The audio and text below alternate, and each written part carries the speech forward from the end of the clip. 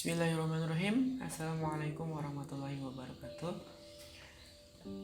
Alhamdulillahirrabbilalamin. Assalatu wassalamu ala asrafil anbiya'i wal mursalin Sayyidina Muhammadin wa ala alihi wa sahbihi ajma'in, amma ba'du.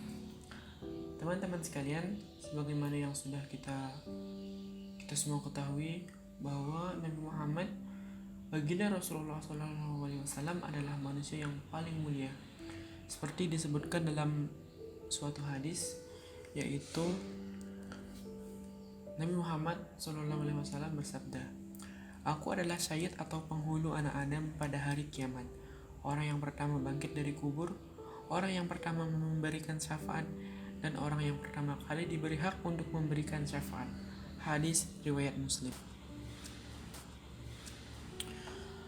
Mencintai baginda Rasulullah SAW sudah menjadi suatu kewajiban kita sebagai orang-orang beriman, sebagai orang muslim.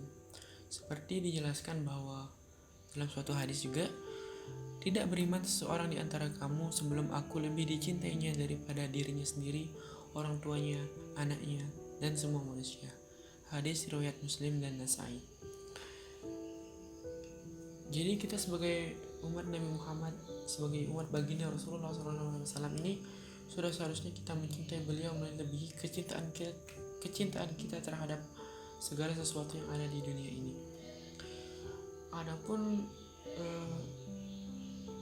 kecintaan kita terhadap beliau ini dapat kita lakukan melalui banyak hal.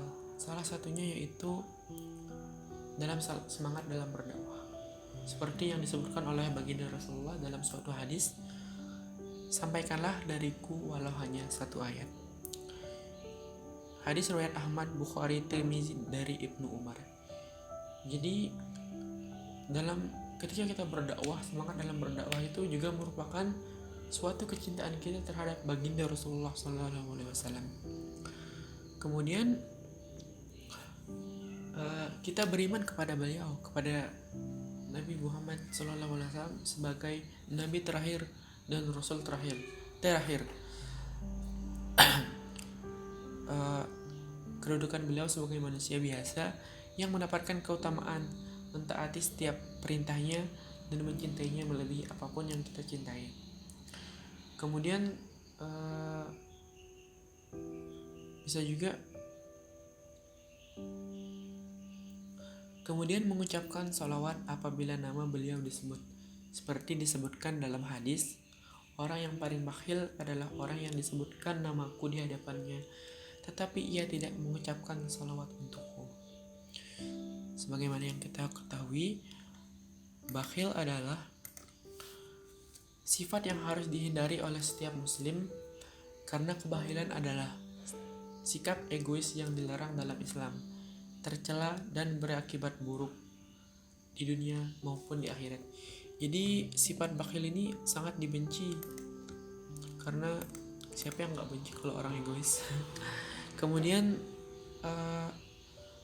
mengiringi nama beliau dengan gelar Nabi atau Rasulullah SAW, seperti disebutkan dalam Al-Quran dalam surat Al-Ahzab ayat 40, "Nabi Muhammad bukanlah bapak di antara kalian, tetapi dia adalah Rasulullah dan penutup para nabi, dan Allah Maha mengetahui segala sesuatu."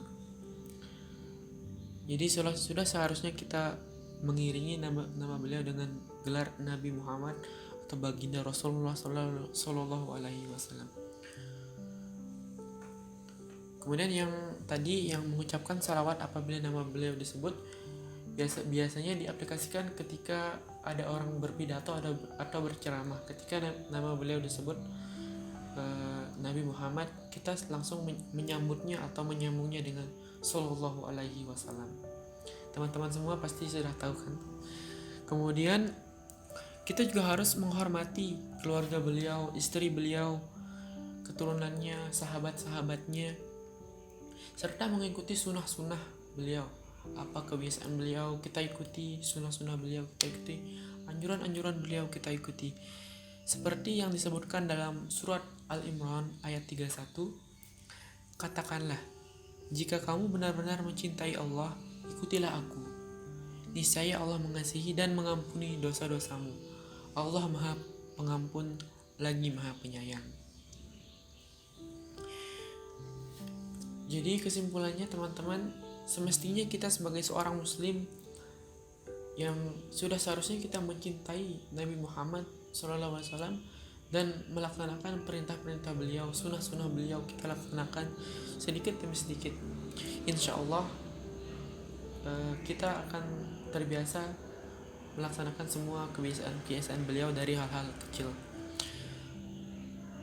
Terlebih lagi kita yang mengaku sebagai Ahlussunnah wal Jamaah yang mengikuti Al-Quran dan hadis, kita seharusnya menjadi orang yang paling semangat dan dalam mempelajari dan mengamalkan sunnah-sunnah beliau, anjuran-anjuran beliau dalam kehidupan sehari-hari, dalam sikap dan perilaku kita. Khususnya di zaman yang sekarang ini, di zaman modern, ketika sunnah Rasulullah SAW banyak yang jarang diketahui oleh di tengah kaum muslimin itu sendiri. Padahal ketika seorang muslimin mengamalkan sunnah Rasulullah SAW, satu sunnah saja, ketika sunnah tersebut telah dilupakan, maka ia akan mendapatkan dua keutamaan. Yang pertama adalah dalam mengamalkan sunnah itu sendiri. Kemudian yang kedua yaitu keutamaan menghidupkannya di tengah-tengah manusia yang telah melupakannya. Sungguh mulia sekali. Mungkin hanya itu teman-teman. Sekian, assalamualaikum warahmatullahi wabarakatuh.